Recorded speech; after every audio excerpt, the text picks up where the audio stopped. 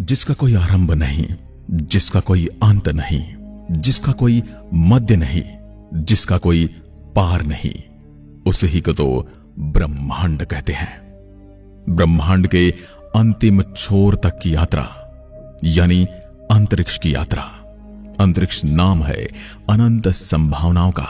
अंतरिक्ष नाम है कभी न खत्म होने वाले रहस्यों का। अंतरिक्ष नाम है रोमांच, डरावने और जिज्ञासा से भरे एक खाली से दिखने वाले रहस्यों से भरे स्थान का, जिसके अनंत रहस्य हमें और भी ज्यादा इसके बारे में जानने की जिज्ञासा उत्पन्न करते हैं। इसलिए मनुष्य सदियों से इसके रहस्य को सुलझाने में लगा हुआ है और आज हम आपको इस अनंत ब्रह्मांड की सैर करवाने वाले हैं। तो इसलिए वीडियो में अंत तक बने रहिए और देखिए इस ब्रह्मांड के अनसुने अनकहे रहस्यों को। ब्रह्मांड में समय, स्पेस और मैटर सब कुछ इसी में छिपा है और हमारी पृथ्वी भी इसी ब्रह्मांड में चट्टान का एक घूमता हुआ कण भर है। हमारी पृथ्वी जो कि हमारा घर है और सुख सुविधाओं से भरपूर और आरामदायक है। दोस्तों, अगर आप अपने सारे कामकाज छोड़कर आसमान की ओर नजर डालोगे तो आपको क्या दिखाई देगा? रात के समय आपको आसमान की विशालकाय चादर में टिमटिमाते तारे नजर आएंगे। रात के समय आप जिन तारों को आसमान में चमकता हुआ देख रहे हो, ये केवल हमारी मिल्की वे गैलेक्सी के एक छोटे से पैच के तारे हैं। यदि हमारी गैलेक्सी को हम एक साड़ी मान लें तो मान के चलिए कि हम जितना अनंत आकाश देख पाते हैं वो सिर्फ इसके एक कोने मात्र में ही समाया हुआ है। हमारी गैलेक्सी में हम बहुत छोटी सी जगह पर रहते हैं और वहीं के तारे हमें दिखाई देते हैं। फिर हमारी गैलेक्सी में बाकी जगह क्या है? क्या ये हमारे ब्रह्मांड के सापेक्ष में हमारी गैलेक्सी का कोई अस्तित्व है या नहीं? चलिए आज हम चलते हैं और जानते हैं इस ब्रह्मांड के आखिरी छोर का रहस्य क्या है। सबसे पहले पृथ्वी से ऊपर की ओर चलते हैं। अब जैसे हम पृथ्वी की सतह से ऊपर उठते जा रहे हैं, पृथ्वी हमें बहुत छोटी दिखाई देने लगती है। आज हम पृथ्वी को गोल गोल घूमते हुए भी देख पा रहे हैं। अब हम पहुंच गए हैं इंटरनेशनल स्पेस स्टेशन, जो कि इंसान द्वारा ही बनाया गया है। ये 27,580 किलोमीटर प्रति घंटे की रफ्तार से पृथ्वी का चक्कर लगा रहा है। एक दिन के 24 घंटे में ये पृथ्वी के चारों ओर का चक्कर 16 बार लगाता है और ये पृथ्वी की सतह से 400 किलोमीटर ऊपर है। यहां से ऊपर जाने पर आपको इंसानों द्वारा कुछ और चीजें भी दिखाई देने वाली हैं। यह है सैटेलाइट और स्पेस में भेजी गई हजारों सैटेलाइट पृथ्वी का चक्कर काट रही हैं। यहां सैटेलाइट का एक जाल सा बिछा हुआ है, जहां ऊपर जाने से आप पृथ्वी को देखोगे तो आपको बेहद सुंदर नजारा दिखाई देने वाला है। अब हम चांद पर पहुंचने वाले हैं। अब हम चांद पर पहुंच गए हैं और हमसे पहले यहां पर 12 एस्ट्रोनॉट यानी 12 और इंसान आ चुके हैं और हम पृथ्वी से अभी लगभग 4 लाख किलोमीटर की दूरी पर हैं। चांद का कोई वायुमंडल नहीं है, इसलिए एस्ट्रॉइड और कॉमेट्स की नजर से बहुत ज्यादा खतरनाक हो जाता है, क्योंकि कॉमेट्स एस्ट्रॉइड को स्पेस में जला दें ऐसा इसका वायुमंडल नहीं है। इसलिए यहां पर एस्ट्रॉइड सीधे टकरा सकते हैं। शुक्र है कि हमारी पृथ्वी का वायुमंडल है जो हमें स्पेस से आने वाली ऐसी खतरनाक चीजों से बचाए रखता है। इसलिए हमें हमारी मदर अर्थ को इसके लिए थैंक यू बोलना चाहिए। और ये जो आप एक सुनहरे रंग का ऑब्जेक्ट देख रहे हैं ना, यह हमारे चंद्रयान 3 का लैंडर विक्रम है, जिसके अंदर प्रज्ञान रोवर मौजूद है और ये यहाँ पर 23 अगस्त को लैंडिंग करने जा रहा है। चांद से थोड़ा ऊपर देखोगे तो आपको चंद्रयान 3 का प्रपल्शन मॉड्यूल दिखाई देगा, जो चांद के ऑर्बिट में 100 किलोमीटर ऊपर चांद के चक्कर लगा रहा है एक गोलाकार पाथ पर। और साथ ही दिखेगा चंद्रयान 2 का ऑर्बिटर, जो पिछले 4 सालों से चांद पर रिसर्च कर रहा है और आज भी चंद्रयान 3 की सहायता के लिए ये एकदम तैयार है। इसी ने चंद्रमा के वायुमंडल में बहुत ही महत्वपूर्ण खोज की है। इसने यहाँ पर कुछ गैसों को आइडेंटिफाई किया है, जिसके लिए इसे मानव इतिहास और अंतरिक्ष विज्ञान की दुनिया में सदा सदा याद रखा जाएगा। जो कारनामा यहाँ पर कई देश इंसानों को भेजकर नहीं कर पाए, वो कारनामा हमारे इस आधे सक्सेसफुल मिशन चंद्रयान 2 ने कर दिखाया है। अब चंद्रयान 3 की लैंडिंग साइट से थोड़ा और दूर चलते हैं। यहां से 100 किलोमीटर आगे जाने पर आपको चंद्रयान 2 का लैंडर और रोवर दिखाई देगा, जो एक इतिहास रचने से मात्र कुछ सेकंड पहले ही एक शूरवीर योद्धा की भांति शहीद हो गया। पर इसने चंद्रयान 3 के रास्ते को आसान बनाया है। इसने चंद्रयान 3 को रास्ता दिखाया है। इसके ये टुकड़े आने वाले लाखों सालों तक इसकी वीरता और हमारे वैज्ञानिकों के साहस की कहानी बयान करते रहेंगे। अब इस जगह से 100 किलोमीटर थोड़ा और आगे चलते हैं, यानी कि हमारे चंद्रयान 3 की लैंडिंग साइट से 200 किलोमीटर दूर, जहां पर लूना 25 लैंड करने वाला था। लूना 25 जो अभी अभी चांद पर उतरने की कोशिश में चांद की जमीन से जा टकराया और एक और साहसी मुसाफिर का यहां पर गिरकर अंत हो गया। ये अंतरिक्ष मुसाफिर थोड़ी जल्दबाजी में लग रहा था, इसलिए ये गलती कर बैठा। इसके टुकड़े आने वाले समय में वैज्ञानिकों को संयम रखने और किसी भी तरह की जल्दबाजी न करने की नसीहत देते रहेंगे। अच्छा होता अगर इसे थोड़े समय बाद चंद्रयान की लैंडिंग देखने और समझने के बाद ही लॉन्च किया जाता। भले ही चंद्रयान 3 की लैंडिंग में कोई कमी रहती या न रहती, अगर कमियां रहती तो उनसे सबक ले सकते थे, और अगर चंद्रयान 3 सही सलामत उतर जाता है चांद की सतह पर तो उससे ये शिक्षा ले सकते थे। पर अब जो होना था वो हो चुका है। हमें आगे बढ़ना चाहिए। चांद पर रिसर्च के लिए यहां विक्रम लैंडर उतरने वाला है, जो यहां पर 14 दिन बिताएगा और आपको इसकी जानकारी देगा। हमें तो अनंत अंतरिक्ष में जाना है, इसलिए ज्यादा देर यहां नहीं रुक सकते। चलिए आगे बढ़ते हैं। अब इसे देखिए, ये हमारे सौरमंडल का सबसे चमकीला ग्रह वीनस यानी शुक्र ग्रह।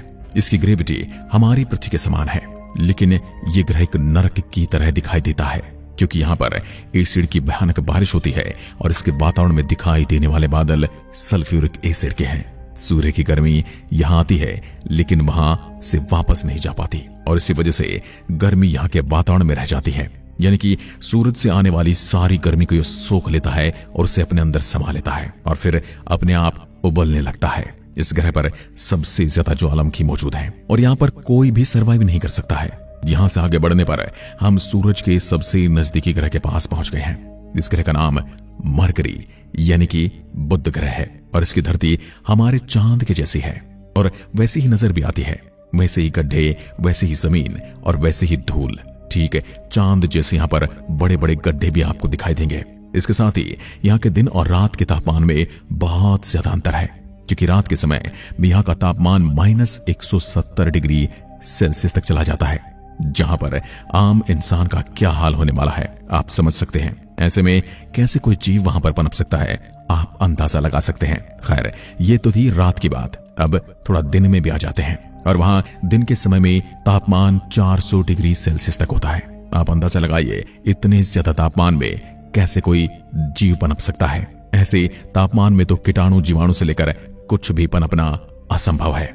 चलो थोड़ा आगे चलते हैं और हम पहुंच गए हैं हमारे जीवनदाता सूर्य के पास। सूर्य इतना भारी है कि इसकी ग्रेविटी पूरे सोलर सिस्टम को नियंत्रण करती है, और इससे निकलने वाली लपटें इतनी ज्यादा बड़ी हैं कि सूरज की सतह से हजारों किलोमीटर ऊपर तक चली जाती हैं। हमें यहाँ रुकना नहीं है बल्कि आगे बढ़ना है। अब इसे देखिए, ये है पृथ्वी का सबसे नजदीकी ग्रह मंगल।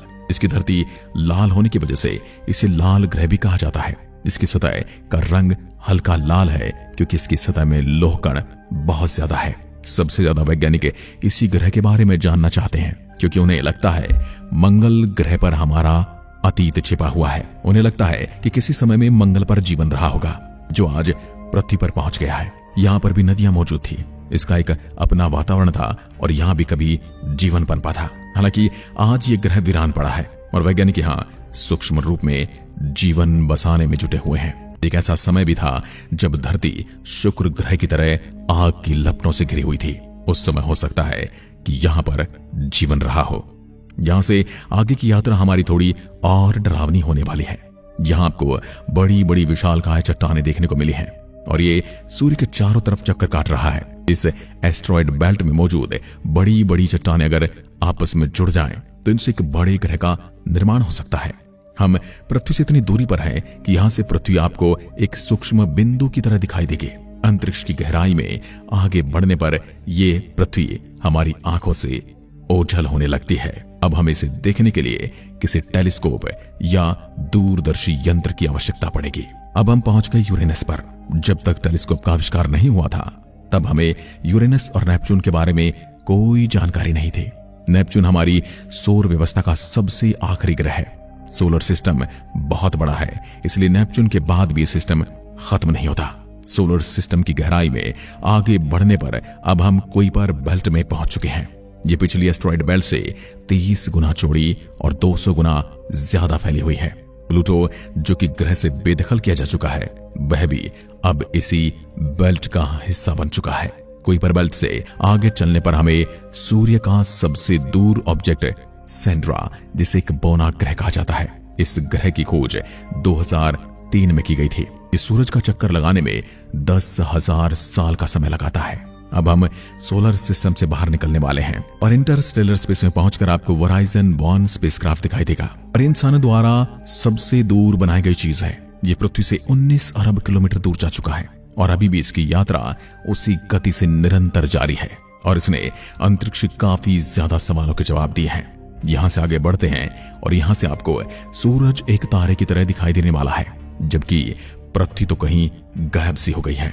इसका कोई नामो निशान तक नहीं है। इस जगह पर भी सूर्य की ग्रेविटी को महसूस किया जा सकता है, क्योंकि यहाँ कॉमेट्स सूर्य की ग्रेविटी से बंधे हुए हैं और इन धूमकेतुओं में इतना ज्यादा पानी भरा हुआ है कि अगर ये इकट्ठा हो जाए तो पृथ्वी से बड़े गहरे सागरों का निर्माण कर सकते हैं। हमारी पृथ्वी पर अधिकांश पानी इन कॉमेट्स के जरिए ही आया है। इस जगह के बाद सूरज की ग्रेविटी कम होने लगती है और यहां से आगे शुरू होती है एक रहस्यमय यात्रा। यहां आपको इस कदर अंधेरा दिखाई देने वाला है कि आंखें खोलकर भी आप कुछ नहीं देख सकते और यहां कुछ भी देखने के लिए इंस्टा रेड विजन की जरूरत पड़ेगी। यहां पर अरबों तारे और हमने अपने सबसे नजदीकी तारामंडल की तरफ बढ़ना शुरू कर दिया है, जिसका नाम है अल्फा सेंटोरी और इस तारामंडल में 3 तारों का समूह है। इस तारामंडल में अभी और ग्रहों का जन्म होना बाकी है। अब हम पृथ्वी से 20 प्रकाश वर्ष की दूरी पर आ चुके हैं। प्रकाश वर्ष यानी कि 1 वर्ष में प्रकाश द्वारा तय की गई दूरी। अंदाजा लगाइए, जो प्रकाश 1 सेकंड में 3 लाख किलोमीटर की दूरी तय करता है, वह 20 वर्ष में कितनी ज्यादा दूरी तय कर चुका होगा। यहाँ पर अरबों तारे हैं और इनकी यात्रा करना तो बहुत दूर की बात है। इन्हें गिनना भी असंभव है। असंभव मतलब इनकी कोई गिनती ही नहीं है। इसलिए अपनी यात्रा को आगे बढ़ाते हुए हम मिल्की वे गैलेक्सी से बाहर आ जाते हैं। अब हमने इंटरगैलेक्टिक स्पेस में प्रवेश कर लिया है। यहाँ हमें दूर दूर तक अरबों गैलेक्सियां दिखाई देने लगी हैं। जैसे जैसे हम आगे बढ़ने लगे हैं, हमें अन्य गैलेक्सियों के झुंड दिखाई देने लगे हैं। यहां से आगे बढ़ने पर हमें कई तरह के सुपर क्लस्टर दिखाई देने लगते हैं। यह हमारा ऑब्जर्वेबल यूनिवर्स है और यहां हमारी यात्रा खत्म होने वाली है। तो फिर क्या हम हमारी यात्रा खत्म कर चुके हैं या इतना बड़ा ही हमारा ब्रह्मांड? जैसे कि अभी हम ऑब्जर्वेबल यूनिवर्स यानी ज्ञात ब्रह्मांड पे हैं और यहां से आगे भी कुछ और है जो बहुत ही बड़ा और बहुत ज्यादा विशाल है, लेकिन वहां से हम तक कोई प्रकाश नहीं आ रहा है। वैज्ञानिकों का कहना है ऑब्जर्वेबल यूनिवर्स की तरह और भी ऑब्जर्वेबल यूनिवर्स हो सकते हैं, लेकिन वो हमारी पहुंच से इतने ज्यादा दूर हैं कि हम अपने जीवन काल में उन्हें कभी नहीं देख पाएंगे। लेकिन इसके बारे में अभी कुछ नहीं कहा जा सकता है, लेकिन इतना कहना सही होगा कि ऑब्जर्वेबल यूनिवर्स हमारे ब्रह्मांड का आखिरी हिस्सा नहीं है, बल्कि इसके बाहर भी बहुत कुछ है। आखिर वो क्या हो सकता है? इसके बारे में क्या कहना है आपका? अपनी राय देकर जरूर बताएं। क्या आपको महसूस हुआ कि आप इस ब्रह्मांड में कितने छोटे जीव हैं, या फिर हमारी पृथ्वी इस ब्रह्मांड में कितनी छोटी सी है? इसलिए आपको ज्यादा घमंड नहीं करना चाहिए, क्योंकि जो आपको बहुत बड़ा दिखाई दे रहा है या जिसे आप बहुत बड़ा समझते हैं, वो इस ब्रह्मांड में कुछ है ही नहीं। क्या आप भी मेरी इस बात से सहमत हैं? कमेंट में लिखकर जरूर बताइएगा। एक बार फिर मिलते हैं, तब तक के लिए नमस्कार, जय हिंद, जय भारत।